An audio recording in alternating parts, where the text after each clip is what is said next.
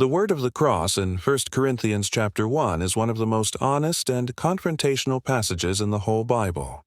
It tells us plainly that the message of Christ crucified doesn't just redeem, it separates. Paul says the first separation is this. To some people, the message of the cross is stupidity, not just strange or confusing, stupid. And in their eyes, it should be.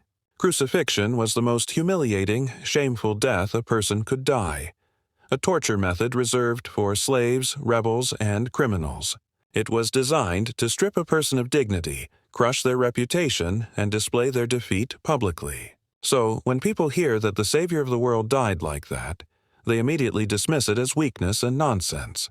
Yet Paul shows that this reaction reveals more about us than about the cross. Many who reject it honestly believe they are wise, but they're evaluating God through human categories that can never reach Him. Then Paul takes it further. God Himself undoes the wisdom of the wise. He deliberately dismantles every form of human boasting, intelligence, status, accomplishments, background, not because these things are bad, but because we use them to avoid bowing before Him. The cross exposes how empty our self-confidence really is. And this is where Paul makes the shocking point. God chose that humiliating method, crucifixion, on purpose.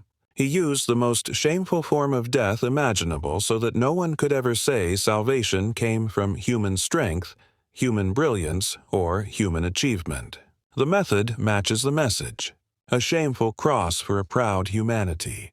So that, as Paul says, no human being might boast in His presence. Then comes the line most people skip. The only people who see the cross as God, as wisdom and power, are those whom God calls, those who are summoned supernaturally. Left to ourselves, every one of us would reject this message as foolishness. Nobody would ever embrace a crucified Savior unless the Spirit opened their eyes and pulled them in. The difference between foolishness and power is not intelligence, effort, or personality. It is God's gracious call. To those who are called, everything changes. Christ becomes wisdom. Christ becomes power. Christ becomes life. The word of the cross separates the world into two groups. Not the educated versus uneducated, or the moral versus immoral, but the called and the not yet called.